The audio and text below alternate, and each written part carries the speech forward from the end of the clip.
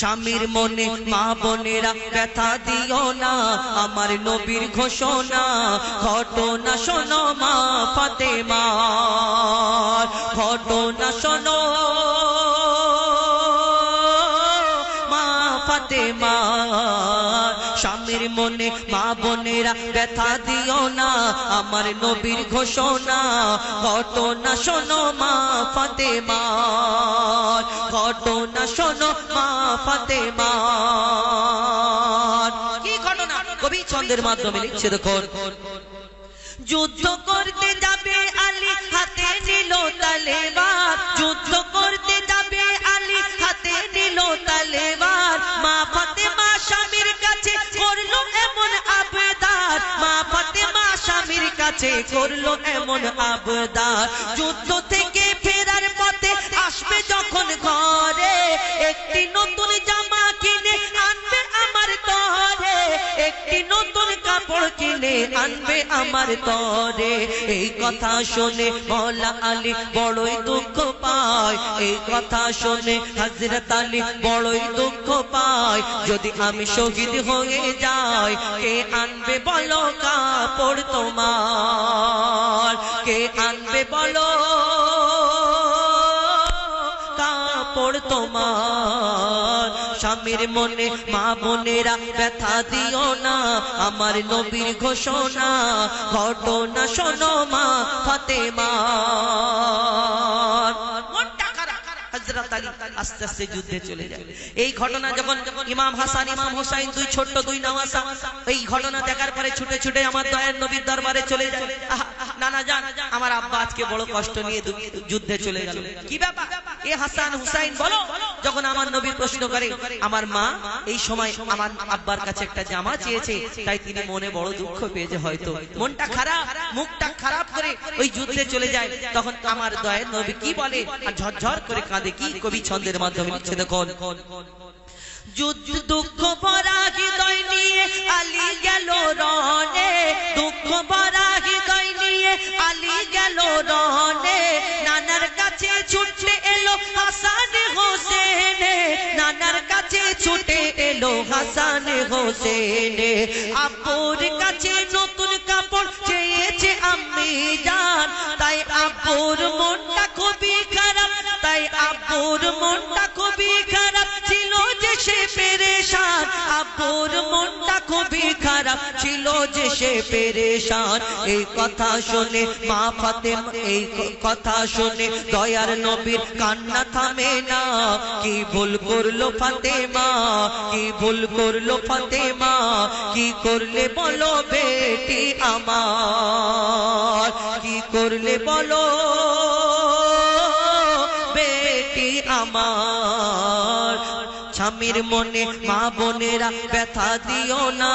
আমার নবীর ঘোষণা ঘটনা শোনো মা ফাতেমার, ঘটনা শোনো মা ফাতেমার। এই কথা যখন আমার দয়ার নবী ঝরঝর করে কাঁদে, আর আমার দয়ার নবী বলে, হ্যাঁ আমার ফাতেমা কি কাজ করলো। তারপরে একদিন হয়ে গেল, দুদিন হয়ে গেল, ফাতেমা মা ফাতেমা তানার বাড়িতে আমার দয়ার নবী প্রত্যেক দিন যেতে, আর মা ফাতেমার ঘরে যখন আমার দয়ার নবী যাচ্ছেন, একদিন হয়ে গেল, দুদিন হয়ে গেল, তিন দিন হয়ে গেল, তখন মা ফাতেমা চিন্তায় পড়ে যায়। আমার আব্বা আমার ঘরে না থেকে, আমার আব্বা আমার ঘরে না এসে, আমার মুখ না দেখে আমার দয়ার নবী থাকতে পারে না, কি ব্যাপার হলো? 3 দিন হয়ে গেল, আমার আব্বা আমার বাড়ি আসে না। মা ফাতেমা ছুটে ছুটে আমার দয়ার নবীর দরবারে পৌঁছায়, কিন্তু মা ফাতেমা যখন পৌঁছালো, আমার দয়ার নবী তানার অন্যদিকে ফিরে ফিরে কথা বলছেন, আমার মা ফাতেমার দিকে তিনি তাকায় না। কি ঘটনা, কি এমন কথা হলো? কবি ছন্দের মাধ্যমে আরো কি লিখছে দেখুন। যার মুখ না দেখে দয়ার নবী, যার মুখ না দেখে দয়ার নবী, যার মুখ না দেখে ঘুমাতো না দয়ার নবীজি আমার। আর রাতের পরে রাত কেটে যায়, মুখ দেখে না ফাতেমার, রাতের পরে রাত কেটে যায়, মুখ দেখে না ফাতেমার। মা ফাতেমা তো ছুটে এলো আব্বা জানের কাছে, তবু বেটির মুখ দেখে না, পিছন ফিরে আছে, তবু বেটির মুখ দেখে না, পেছন ফিরে আছে। বলছে নবী ওগো বেটি বাড়ি ফিরে যাও, বলছে নবী ওগো বেটি বাড়ি ফিরে যাও, আগে স্বামীর কাছে ক্ষমা চাও, তবে করবে ক্ষমা আল্লাহ আমার, তবে করবে ক্ষমা আল্লাহ আমার। স্বামীর মনে মা বোনেরা ব্যথা দিও না, আমার নবীর ঘোষণা ঘটনা শোনো মা ফাতেমা। মা ফাতেমা এই কথা শুনলেন, মনটা বড় খারাপ, তিনিও কাঁদতে থাকে।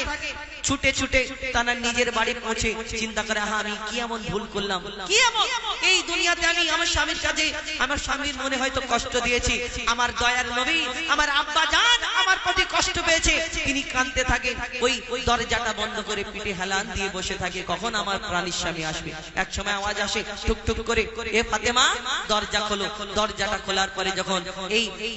হযরত আলী যখন ঘরের ভিতরে প্রবেশ করলেন, করার পরে তার যা প্রয়োজন পা দুটোকে ধুইয়ে দিয়ে পা দুটোকে জড়িয়ে ধরে হাউ হাউ করে কাঁদে, আহা আমার স্বামী আমার, তুমি আমাকে যদি না আমাকে ক্ষমা করো, আমার দয়ার নবী মনে কষ্ট পেয়েছে। যখন এই কথা বলে হযরত আলী বলে, আরে ফাতেমা আমি তো এই কারণে কষ্ট পাইনি, আমার কাছে তেমন কিছু ছিল না, তাই তো আমি কষ্ট পেয়েছি, চলো। তখন আমার ওই হযরত আলী, মা ফাতেমা, ইমাম হাসান, ইমাম হুসাইন সকলে মিলে সেই সময় দয়ার নবীর কাছে পৌঁছায়। আর সেদিন আমার দয়ার নবী উম্মতের শিক্ষা দেওয়ার জন্য সেদিন কি বলে মা ফাতেমাকে কবি ছন্দের মাধ্যমে লিখছে, দেখুন। যুদ্ধ হতে হযরত আলী এলো যখন ঘরে, যুদ্ধ হতে মাওলা আলী এলো যখন ঘরে, চাইছে ক্ষমা মা ফাতেমা পা দুটোকে ধরে, চাইছে ক্ষমা মা ফাতেমা পা দুটোকে ধরে, ক্ষমা করে দাও আমারে আর করব না এমন ভুল, আর তোমার মনে ব্যথা দিলে ব্যথা পাবে খোদার রাসূল, তোমার মনে ব্যথা দিলে ব্যথা পাবে খোদার রাসূল। আলী ফাতেমা হাসান হোসেন নবীর কাছে যায়, নবী মোর দেখে শান্তি পায়, এমন ভুল কখনো করো না গো আর। নবী বলছে এমন ভুল করো না কখনো গো আর। স্বামীর মনে মা বোনেরা ব্যথা দিও না, আমার নবীর ঘোষণা ঘটনা শোনো মা ফাতেমা। শেষ কথা, আমার দয়ার নবী মা ফাতেমাকে কি বলছে মন দিয়ে শুনুন। স্বামীর মনে দুঃখ দিলে কি কি খারাপই হবে, এটা একটু মন দিয়ে শুনে রাখুন। কবি ছন্দের মাধ্যমে লিখছে, দেখুন। বলছে নবী আল আরাবি শোনো বেটি ফাতেমা, বলছে নবী আল আরাবি শোনো বেটি ফাতেমা, আলী যদি আজ তোমাকে না করিত ক্ষমা, আলী যদি আজ তোমাকে না করিত ক্ষমা, আমি তোমার আব্বা তোমার জানাজা পড়তাম না।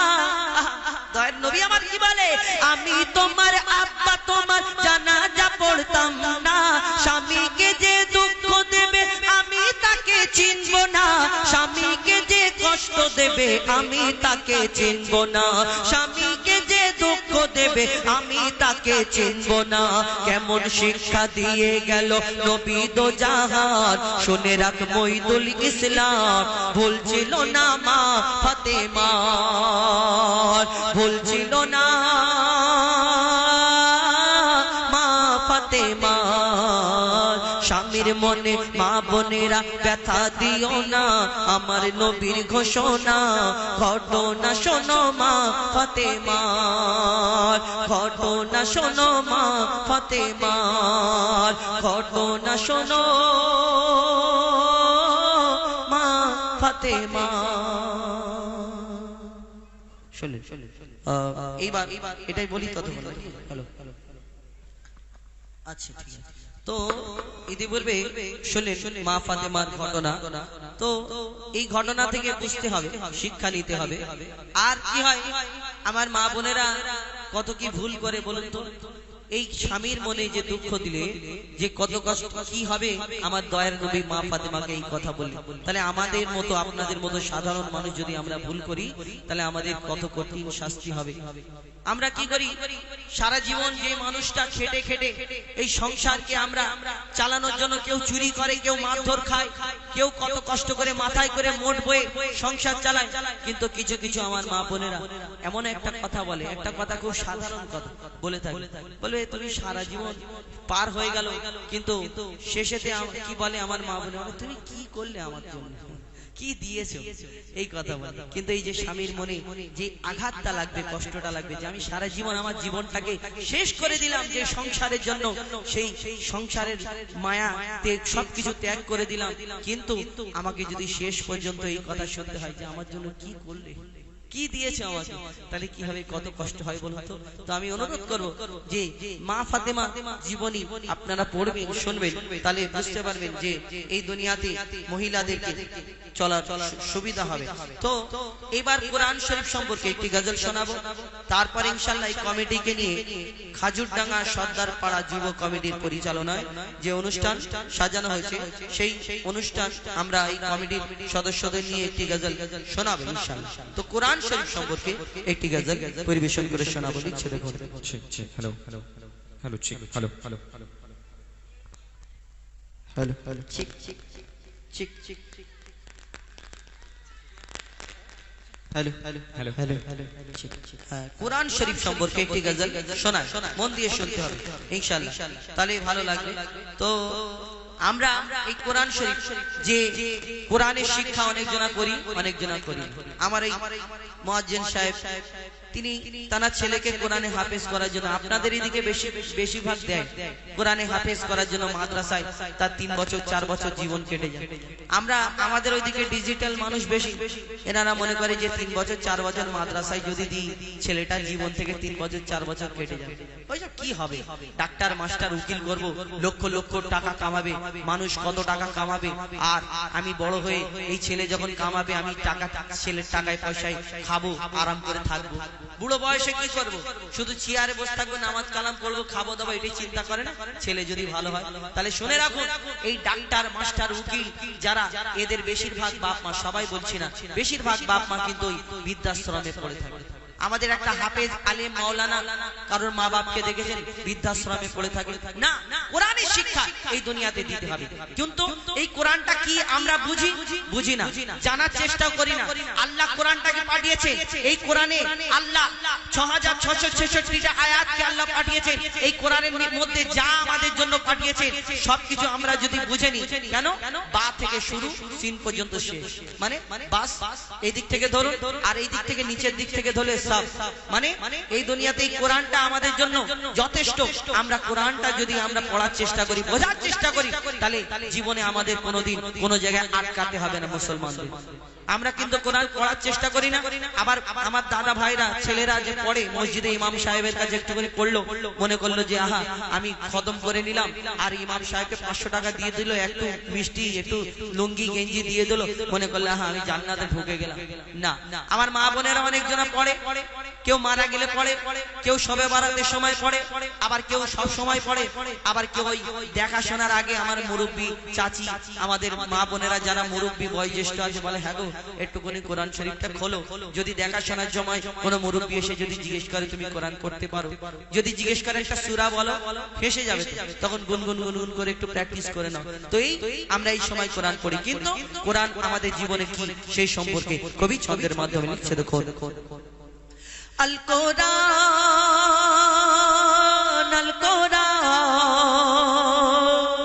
আল কোরআন আল কোরআন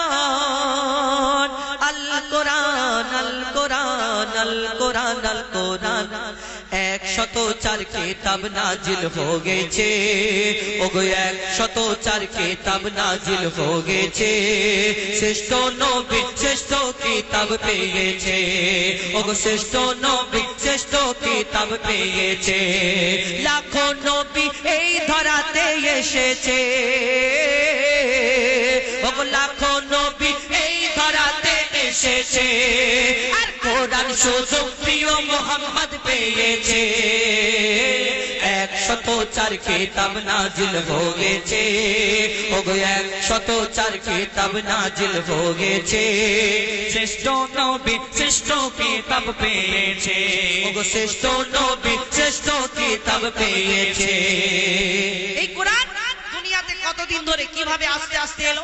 একটাই বইয়ের মতো আমাদের ঘরে থাকে না কোরআন এই কিতাবের এই যে কোরআন শরীফটা আল্লাহ এই দুনিয়াতে এরকম এই ময়লেট করে পাঠিয়েছিল যে নাও পড়ো না কোরআন কিভাবে কতদিন ধরে আস্তে আস্তে এই দুনিয়াতে কোরআনকে নাজিল করা হলো আল্লাহ কোরআন নাজিল করলেন কবি ছন্দের মাধ্যমে আরো কি লিখছে দেখো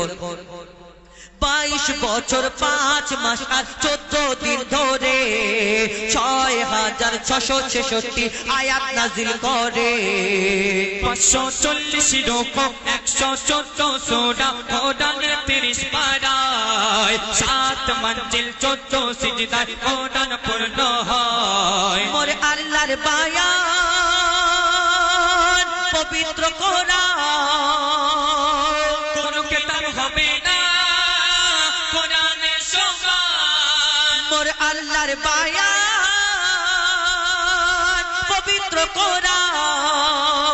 কোন কিতাব হবে না কোরআনের সমান এই কোরআনের স্বাদ যে মুমিন চেখেছে এই কোরআনের স্বাদ যে মুমিন চেখেছে এই দুনিয়ায় যেন আপে কৌসর পেয়েছে এই দুনিয়ায় যেন আপে কৌসর পেয়েছে এই কোরআন যারা অন্তরে গেঁথে রেখেছে এই কোরআন যারা অন্তরে গেঁথে রেখেছে তাদের সাথে যেন আল্লাহ কথা বলেছে 104 কিতাব নাজিল হয়েছে ওগো 104 কিতাব নাজিল হয়েছে শ্রেষ্ঠ নবী শ্রেষ্ঠ কিতাব পেয়েছে ওগো শ্রেষ্ঠ নবী শ্রেষ্ঠ কিতাব পেয়েছে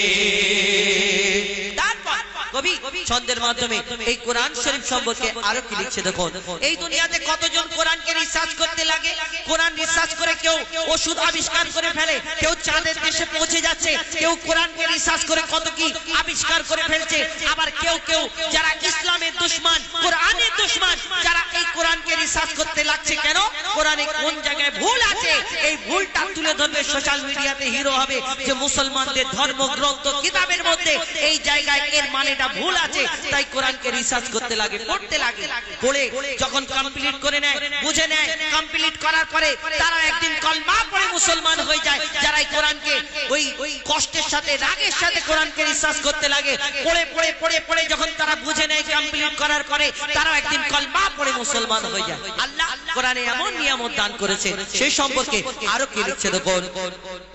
কত জ্ঞানী বিজ্ঞানী কোরআন বাণী করলো গবেষণা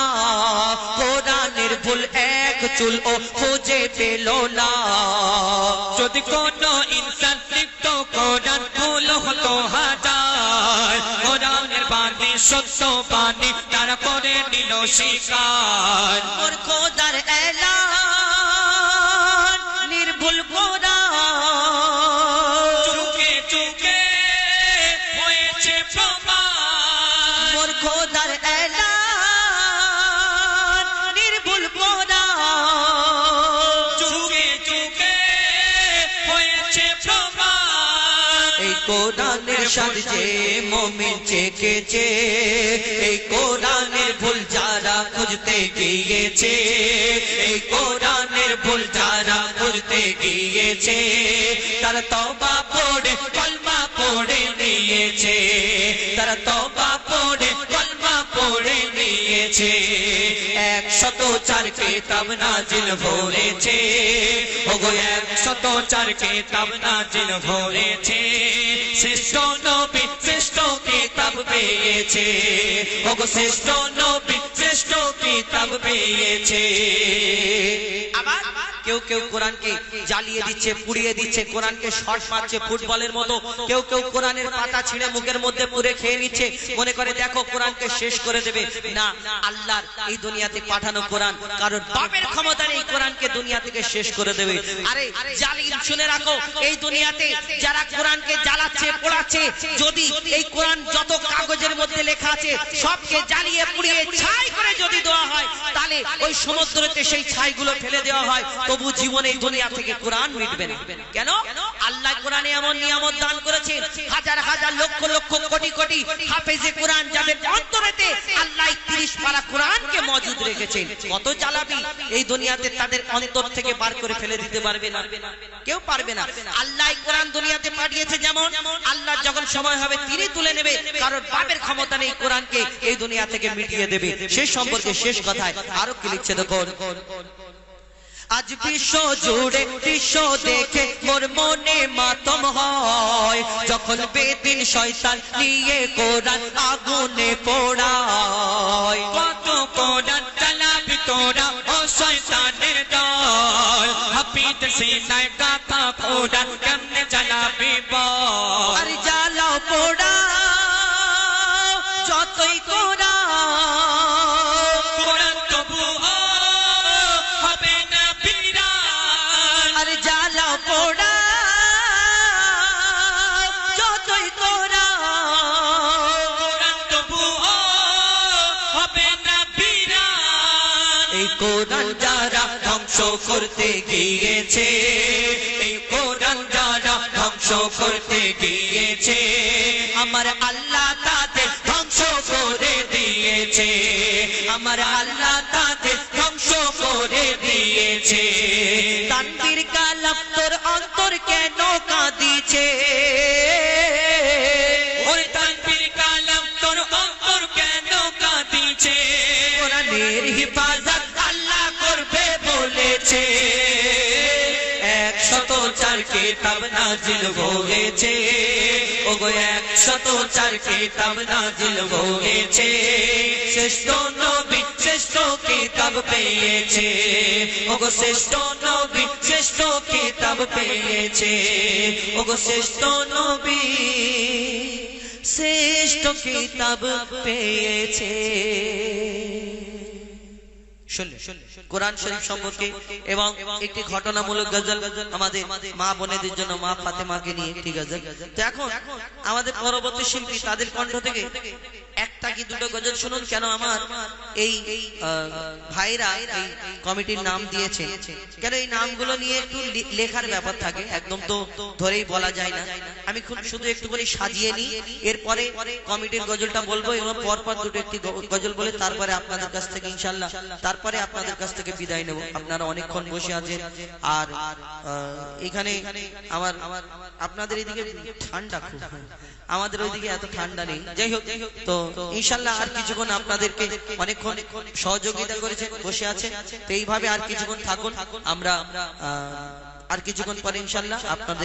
আপনারাও বাড়ি যাবেন আমরাও বাড়ি যাব এখন শুনুন আজহারউদ্দিন ইমরান এদের কণ্ঠ থেকে ডুয়েট কণ্ঠে সিঙ্গেল কণ্ঠে দুটো একটি গজল শুনুন তারপরে ইনশাআল্লাহ আমি উঠে কয়েকটি পরপর গজল বলবো তারপরে ইনশাআল্লাহ বিদায় নেব ইনশাআল্লাহ আপনার কাছ থেকে শুনতে থাকুন আজহারউদ্দিন এবং ইমরান ফারাদ তাদের ডুয়েট কণ্ঠে একটি গজল শুনুন হ্যালো তো শুনলেন উস্তাদের কণ্ঠ থেকে শিক্ষামূলক একটি গজল তো আমরা এখন আপনাদের সম্মুখে একটি পবিত্র নাত রাসূল সাল্লাল্লাহু আলাইহি ওয়াসাল্লাম পাঠ করে শোনাবো দ্বৈত কণ্ঠের মাধ্যমে আপনারা স্থিরভাবে শ্রবণ করুন হ্যালো ঠিক হ্যালো কবি ছন্দের মাধ্যমে লিখছে দেখুন আরব সাগরে বসিয়া পারে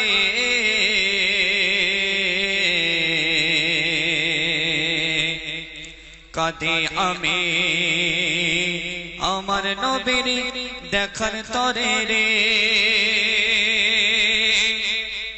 আরব সাগরে বসিয়া পারে আরব সাগরে বসিয়া পারে কাঁদে আমি আমার নবীর দেখার তরে রে কাঁদে আমি আমার নবীর দেখার তরে রে আরব সাগরে বসিয়া পারে আরব সাগরে বসিয়া পারে কাঁদে আমি আমার নবীর দেখার তরে রে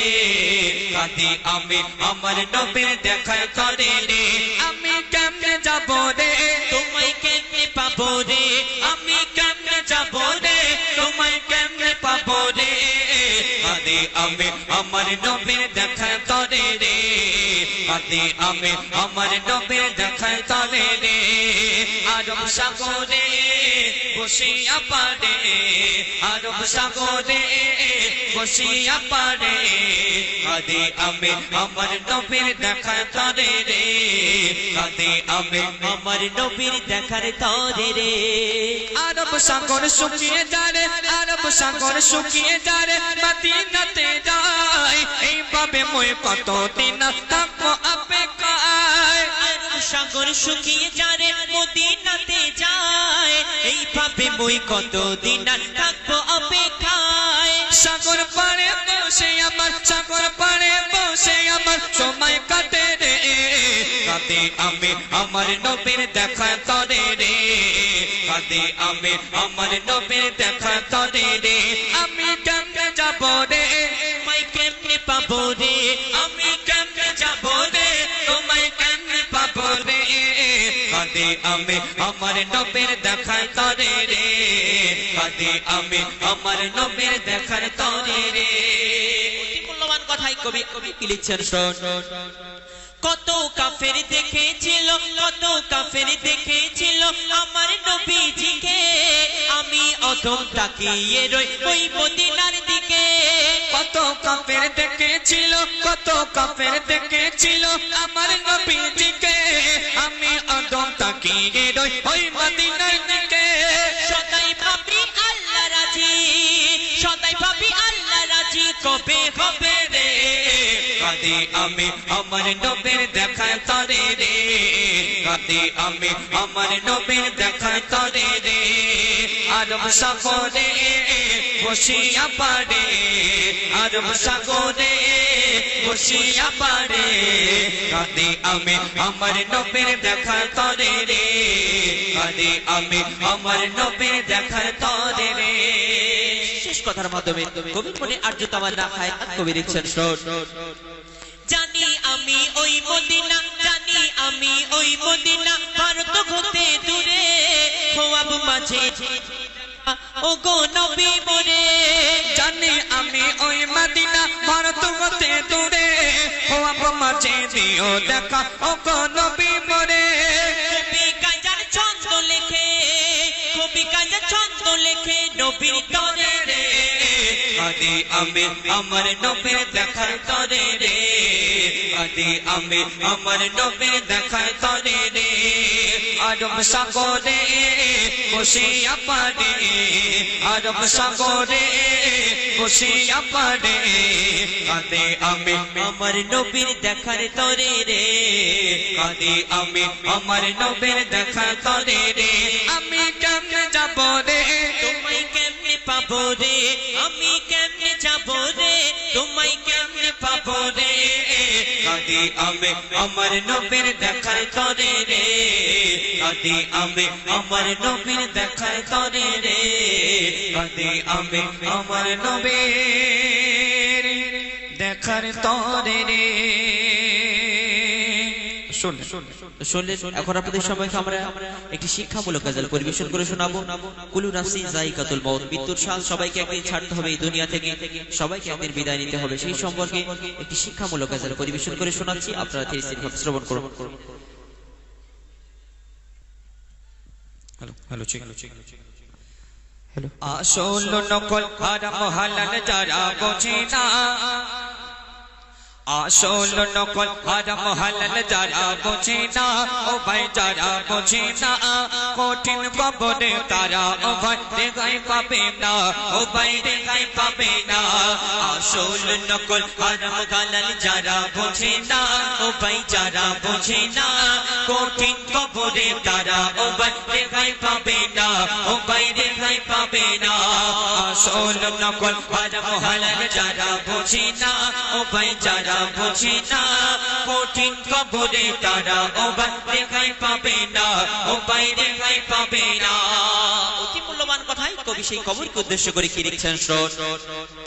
ডুবে গোনার সাগরে কি করবি রোজ হাসরে তোর আমলের ঘরে শয়তান ওকে মারে ডুবে গোনার সাগরে কি করবি রোজ হাসরে তোর আমলের ঘরে শয়তান উকি মারে তুই তওবা না করিলে খোদা মাফ যে দেবে না খোদা মাফ যে দেবে না কঠিন কবরে তারা ও ভাই রেহাই পাবে না ও ভাই রেহাই পাবে না আসল নকল হারাম হালাল যারা বোঝে না ও ভাই যারা বোঝে না কঠিন কবরে তারা ও ভাই রেহাই পাবে না ও ভাই রেহাই পাবে না আমরা দুনিয়ার মধ্যে যাদের জন্য গুনাহ করি পাপ করি তারা কবরে সওয়ালের জবাব দিতে পারবে না অতি মূল্যবান কথাই কবি সেই সম্পর্কে আর কি লিখছেন শোন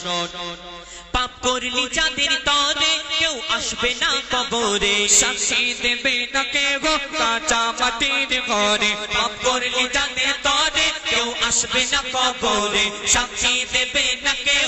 কাঁচা মাটির ঘরে মাটি যখন মিশে দেবে কেউ বাঁচাবে না তোমায় কেউ বাঁচাবে না কঠিন কবরে তারা ও ভাই রেহাই পাবে না ও ভাই রেহাই পাবে না